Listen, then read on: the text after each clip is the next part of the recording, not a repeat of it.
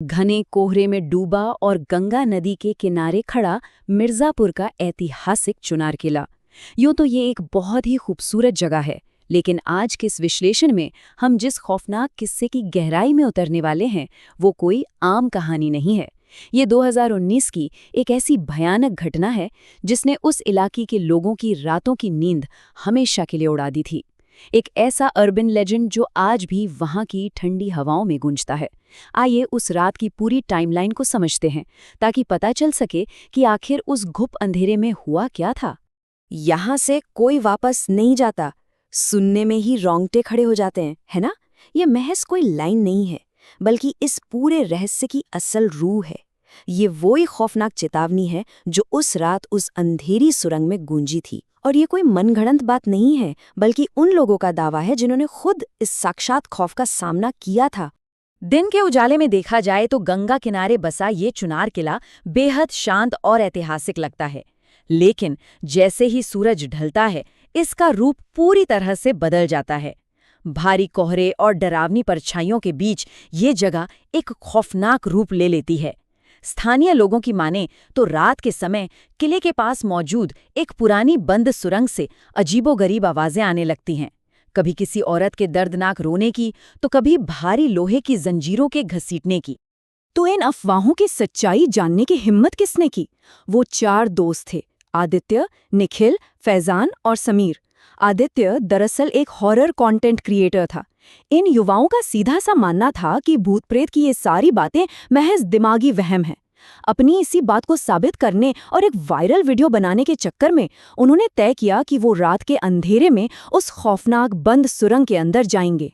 उस सुरंग में उतरने का उनका सफर किसी बुरे सपने की शुरुआत से कम नहीं था। रात का ठीक 1 बज रहा था जब उन्होंने उस टूटी दीवार को पार किया। अब सोचिए, मई की भयंकर गर्मी के दिन थे, लेकिन सुरंग के पास की हवा बर्फ जैसी ठंडी थी। अचानक सबके मोबाइल नेटवर्क पूरी तरह से गायब हो गए। बाहरी दुनिया से कनेक्शन कट चुका था। और जैसे ही वो थोड़े अंदर बढ़े, वहां मांस के सड़ने जैसी एक बेहद बदबूदार महक फैल गई। ये एक बहुत ही साफ सिग्नल था कि वो किसी बहुत ही गलत जगह पर आ गए हैं। इस अजीब से माहौल के बीच फैजान घबराने लगा था। उसने कहा भी कि ये जगह सच में खतरनाक लग रही है, लेकिन आदित्य ने उसके डर को हंसी में उड़ाते हुए कहा, भाई डर मत, सब स्टोरी है। देखा जाए तो हम इंसान अक्सर ऐसा ही करते हैं, अनजाने खतरे को नकारने की कोशिश करते हैं। आदित्य को पूरा कॉन्फिडेंस था कि ये सब सिर्फ अफवाह है, लेकिन उसका ये भ्रम बहुत जल्द टूटने वाला था, क्योंकि तभी अचानक सब कुछ शांत हो गया, बिल्कुल सन्नाटा। और फिर उस घुप अंधेरे को चीरती हुई एक आवाज आई, छन छन छन। ये पायल की आवाज थी। निखिल के तो कदम वहीं रुक गए। सोचकर देखिए, सालों से वीरान पड़ी उस बंद सुरंग में रात के 1:30 बजे पायल की ऐसी लयबद्ध आवाज किसी का भी खून सुखाने के लिए काफी है। यहीं से चीजों ने बेकाबू होना शुरू कर दिया। ठीक 1 बजे जब फ्लैशलाइट की रोशनी घुमाई गई तो पूरी सुरंग खाली दिखी, वहां कोई नहीं था। लेकिन 1:02 पर आदित्य के मोबाइल कैमरे की स्क्रीन अपने आप ऑन हो गई। और सबसे खौफनाक बात तो 1:03 पर हुई। कैमरे ने बिना कोई बटन दबाए खुद ब खुद रिकॉर्डिंग शुरू कर दी। मतलब जो चीज नंगी आंखों से नहीं दिख रही थी वो अब कैमरे के लेंस में कैद हो रही थी। कैमरे की स्क्रीन पर जो दिखा उसने उनके होश उड़ा दिए। सुरंग के आखिरी छोर पर एक औरत खड़ी थी। उसने लाल साड़ी पहनी हुई थी, उसका सिर नीचे की ओर झुका हुआ था और उसके उलझे हुए लंबे बालों ने उसका पूरा चेहरा ढका हुआ था। लेकिन जो बात सबसे ज्यादा भयानक थी, उसके पैर उल्टे थे। एक ही झटके में समझ आ गया था कि ये कोई इंसान नहीं है और वो खौफनाक आकृति अब धीरे धीरे उन्हीं की तरफ बढ़ने लगी थी। इस दमघुटू अंधेरे में समीर ने अपनी पूरी हिम्मत जुटाई और पूरी ताकत से चिल्लाया, कौन है वहां? शायद उसे उम्मीद थी कि कोई इंसान जवाब देगा और ये डर खत्म हो जाएगा, लेकिन उस कांपती हुई आवाज के जवाब में जो मिला वो सिर्फ एक मौत जैसी खामोशी थी। समीर के चिल्लाने का कोई असर नहीं हुआ। जवाब में कोई शब्द नहीं आए, बल्कि केवल एक ही चीज गूंजी, छन छन छन। पायल की वो आवाज अब पहले से कहीं ज्यादा तेज हो गई थी। वो लाल साड़ी वाली आकृति बिना रुके बस उनकी तरफ बढ़ती जा रही थी। आवाज लगातार करीब आ रही थी और अब उन्हें एहसास हो चुका था कि जान बचाने का वक्त आ गया है। पैनिक और डर ने स्थिति को पूरी तरह बिगाड़ दिया। फैजान डर के मारे पीछे की तरफ हटने लगा और अचानक उस गीले फर्श पर उसका पैर फिसल गया। संतुलन बिगड़ने से उसके हाथ से वो इकलौती फ्लैशलाइट नीचे गिर गई।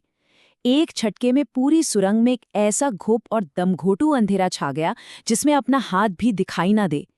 इस एक छोटी सी गलती ने उन्हें उस आकृति के सामने बिल्कुल बेबस और अंधेरे में धकेल दिया।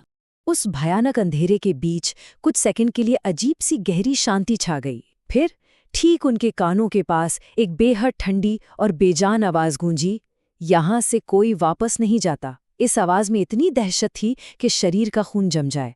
ये महज एक वाक्य नहीं बल्कि मौत का फरमान लग रहा था। घबराहट में आदित्य ने कांपते हाथों से किसी तरह अपने मोबाइल की फ्लैशलाइट चालू की। फ्लैशलाइट जलते ही उन्होंने जो देखा वो कल्पना से परे था। उन्हें उम्मीद थी कि फैजान जमीन पर गिरा हुआ मिलेगा, लेकिन वहां कोई नहीं था। वो गायब हो चुका था। जमीन पर सिर्फ उसकी चप्पलें पड़ी थी और पास की पत्थर की दीवार पर ताजे खरोच के गहरे निशान थे। ऐसा लग रहा था जैसे किसी ने उसे जबरदस्ती उस अंधेरे में खींच लिया हो। एक पल में ही उनका दोस्त हवा में गायब हो गया था।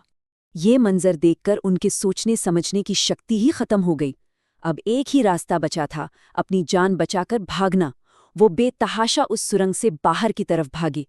जैसे ही वो सुरंग के मुहाने पर पहुंचे, उनके ठीक पीछे से एक बहुत तेज और खौफनाक हंसी गूंज उठी। बिना एक बार भी पीछे मुड़कर देखे उन्होंने अपनी बाइक स्टार्ट की और सीधे गांव की तरफ भाग खड़े हुए। अगली सुबह जब सूरज निकला तो गांव वाले और पुलिस की टीम उस सुरंग की जांच के लिए पहुंची। पूरी सुरंग का चप्पा चप्पा छान मारा गया, लेकिन फैजान का नामो निशान तक नहीं मिला। वो लड़का पूरी तरह से गायब हो चुका था।